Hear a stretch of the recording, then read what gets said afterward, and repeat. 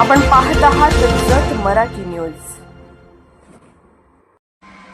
रस्त्यावरील अतिक्रमण धारकांवर तहसील प्रशासनाचा दणका, अडथळे निर्माण करणाऱ्यांचे शासकीय लाभ बंद होणार। पीएम किसान पेन्शनसह विविध योजनांवर गंडांतर। ग्रामीण भागातील रस्ते, पाणंद रस्ते, हद्दीचे ग्रामीण मार्ग, गाडी मार्ग तसेच शेतात जाणाऱ्या पायवाटा, गाडी मार्गावरील अतिक्रमण आणि अडथळे दूर करण्यासाठी जत तहसील प्रशासनाने कडक पावले उचलली आहेत।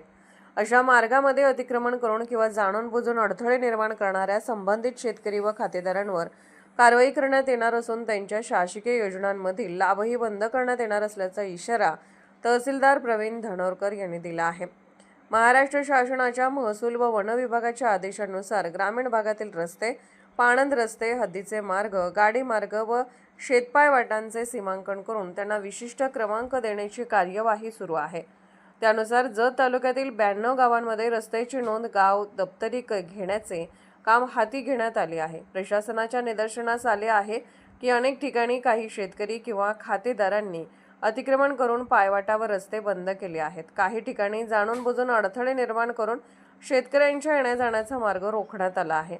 त्यामुळे शेती, मशागत, पिकांची वाहतूक आणि कृषी कामामध्ये अडथळे निर्माण होऊन शेतकऱ्याचं मोठं नुकसान होत आहे।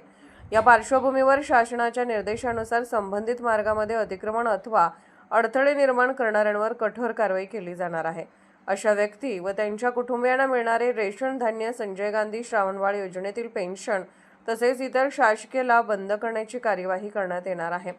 याशिवाय कृषी योजनांचा लाभ घेण्यासाठी आवश्यक असलेला फार्मर आयडी रद्द करून पीएम किसान योजनेचा लाभही थांबवण्यात येणार असल्याचे प्रशासनाने स्पष्ट केले आहे। तहसीलदार प्रवीण धानोरकर यांनी तालुक्यातील नागरिकांना व शेतकऱ्यांना शासनाच्या या मोहिमेस सहकार्य करण्याचे आवाहन केले असून सार्वजनिक मार्ग मोकळे ठेवून गावातील वाद टाळण्याचे आवाहन केले आहे। प्रशासनाच्या या निर्णयामुळे ग्रामीण भागातील अतिक्रमण धारकांचे धाबे दणाणले असून शेतकऱ्यांच्या हक्काच्या रस्त्याचा प्रश्न मार्गी लागण्याची अपेक्षा व्यक्त होत आहे।